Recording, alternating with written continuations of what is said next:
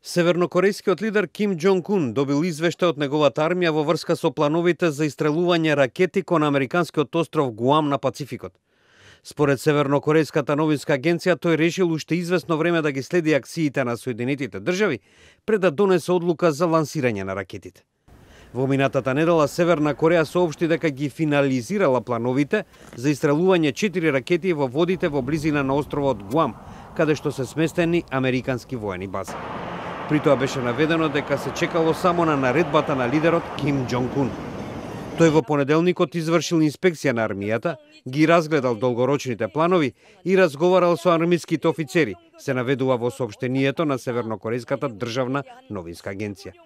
При тоа тој, како што се додава, наредил армијата постојано да биде подготвена да изведе ракетен удар, но ти ќе ги следел уште известно време потезите на Соединетите држави пред да донесе одлука за лансирање на ракетите.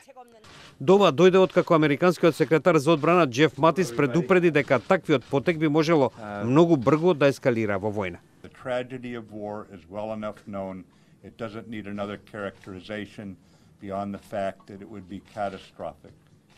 Во меѓувреме, шефот на американскиот генерал-штаб, генерал Џозеф Данфорд, изјави дека Соединетите држави се подготвени на акција против секаков непријателски потек од страна на Северна Кореја.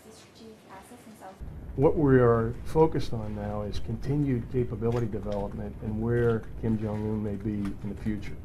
And that's what we're preparing for. And that's what we're trying to have a diplomatic and an economic pressurization campaign to preclude him from enhancing his capabilities. Stop the testing, stop the development of a nuclear capability.